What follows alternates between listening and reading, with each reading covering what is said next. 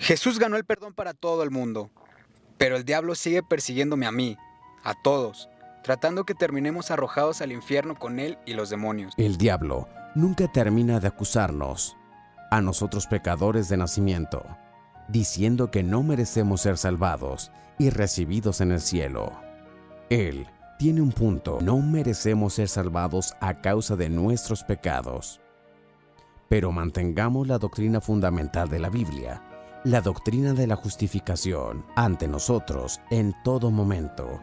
La doctrina de la justificación explica cómo somos salvados por la fe en Cristo Jesús. Es la doctrina fundamental de la Biblia, la cual compartimos con aquellos que no tienen fe en Jesús.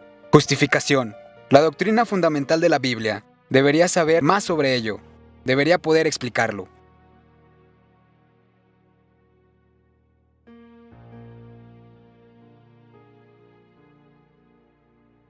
Como un maestro lo explica, la justificación es un término forense. Eso quiere decir que Pablo lo tomó como prestado del lenguaje usado en los debates públicos y las cortes de la ley. Cuando una corte justifica a un acusado, lo declara no culpable, inocente del crimen o crímenes de los cuales es acusado. En los tiempos de Pablo, al igual que en los procedimientos legales hoy en día, esta justificación era un veredicto o declaración de la corte. La justificación en un término legal. Una palabra tomada prestada del Tribunal de Justicia. Daniel, cuando tienes un caso en el tribunal, ¿quiénes están presentes en la sala? Tienes un juez. ¿Quién más? Y tienes a alguien enjuiciado, alguien acusado de algo. Es correcto, Daniel. Tienes a alguien acusado de algo, llamado el acusado. Y tienes a alguien acusando, el fiscal. Muy bien, Daniel. Así que, lo que pasa en el tribunal, Pablo dice que nos pasa a cada uno de nosotros en el sentido espiritual. En la corte espiritual de la ley, cada uno de nosotros comparece ante el juez supremo, el Dios Santo, Todopoderoso, para que nuestras vidas sean juzgadas. Todos tenemos que rendir cuentas por nuestras vidas, por nuestras acciones, nuestras palabras, nuestros pensamientos. Y el que te está acusando, Daniel, ante Dios, el juez celestial, el que te acusa de todos tus pecados y demanda que Dios te declare culpable de esos pecados y que tu alma sea sentenciada al castigo eterno en el infierno, ese acusador ante el juez celestial. Ese es el diablo. Tienes razón, Daniel, el diablo, quien se rebeló en contra de Dios y fue arrojado del cielo, quien vino a la tierra y tentó a Adán y a Eva, quienes pecaron y trajeron la condenación al mundo entero. ¿Cómo escribió Juan sobre esto? El acusador de nuestros hermanos, el que los acusaba día y noche delante de nuestro Dios. Ay de la tierra ciertamente, porque cuando el diablo nos acusa ante Dios, Él tiene un punto. Dios es santo y justo.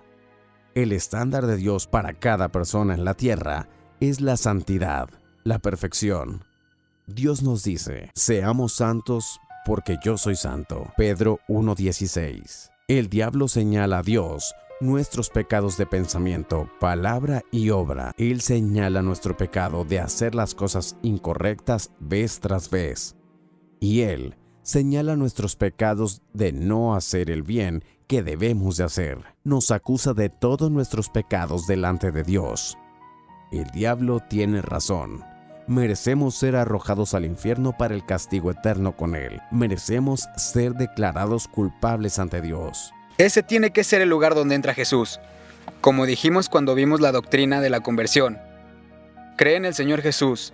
Así tú y tu familia serán salvos. Este es, en efecto, el lugar donde entra Jesús, el Hijo de Dios. La doctrina de la justificación explica cómo Dios puede salvarnos del castigo eterno que merecemos a través de lo que Jesús hizo por nosotros. Explica cómo nosotros, siendo pecadores, culpables, podemos ser justificados o declarados no culpables ante Dios. El plan de la salvación de Dios se basa en el concepto de la sustitución, de Jesús sustituyéndose por nosotros o tomando nuestro lugar, como escribió Isaías. Él, Jesús. Él fue traspasado por nuestras rebeliones y molido por nuestras iniquidades. Sobre él recayó el castigo, precio de nuestra paz, y gracias a sus heridas fuimos sanados. Isaías 53:5. Jesús fue nuestro sustituto de dos maneras diferentes. La segunda persona de la Santa Trinidad Eterna tomó forma humana cuando Jesús nació de la Virgen María en Belén. Jesús es tanto verdadero Dios como verdadero hombre. Jesús tenía que ser verdadero hombre para poder nacer bajo la ley. Siendo verdadero Dios, Jesús vivió la vida perfecta que no somos capaces de vivir. La vida santa y perfecta que Dios exige de cada uno de nosotros, pero la cual cada uno de nosotros somos incapaces de vivir debido a nuestra naturaleza pecaminosa. Como escribió Pablo, por la obediencia de uno solo, muchos serán constituidos justos. Romanos 5:19. En segundo lugar, Jesús tenía que ser verdadero hombre para poder tomar el castigo por nuestros pecados y morir una muerte horrible y severa en la cruz. Siendo verdadero Dios, la preciosa sangre de Jesús pagó el rescate por los pecados de todo el mundo. Marcos escribió, porque ni aun el Hijo del Hombre vino para que le sirvieran, sino para servir, y para dar su vida en rescate por muchos. Marcos 10:45. Por la fe en Jesús, yo recibo el crédito por la muerte severa de Jesús en la cruz, como si yo mismo hubiera recibido el castigo. La Biblia enseña, en efecto, si hemos estado unidos con Él en su muerte, sin duda estaremos unidos con Él en su resurrección.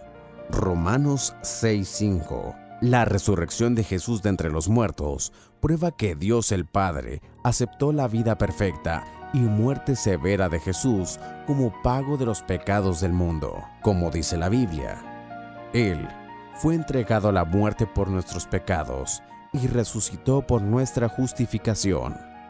Romanos 4:25. Por la fe en Jesús, somos declarados no culpables, como Pablo escribió, pues todos han pecado y están privados de la gloria de Dios, pero por su gracia son justificados gratuitamente mediante la redención que Cristo Jesús efectuó.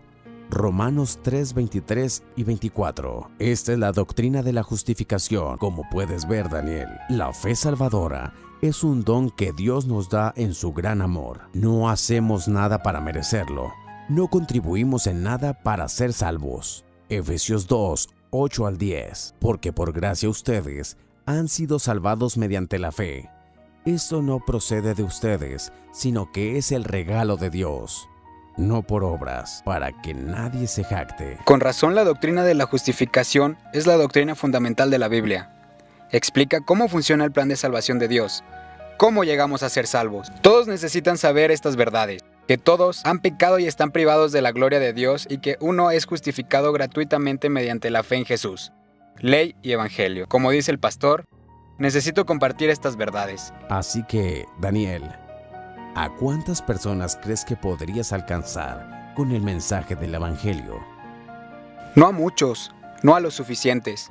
Piensa en todas las personas solamente de mi pueblo, quienes necesitan escuchar el mensaje salvador de Jesús. ¿Cómo podemos hacer correr la voz a la cantidad más grande de personas posible? Como dice Jesús, es abundante la cosecha, pero son pocos los obreros. Lucas 10:2. ¿Cuál es la mejor manera de usar los pocos obreros? ¿Cómo podemos multiplicar sus esfuerzos para alcanzar a la mayor cantidad de personas posible con el mensaje de salvación antes de que sea tarde? Pues Daniel, ese es el tema de un curso de videos en 4 partes que estamos ofreciendo sobre un método de evangelio para multiplicar de manera más eficiente posible los esfuerzos de los que llegan a los demás para salvarlos con el mensaje del evangelio. Los invitamos a acompañarnos en este camino, a aprender cómo tú y otros podrían multiplicar sus esfuerzos para que tantos como sea posible escuchen el mensaje de Jesús.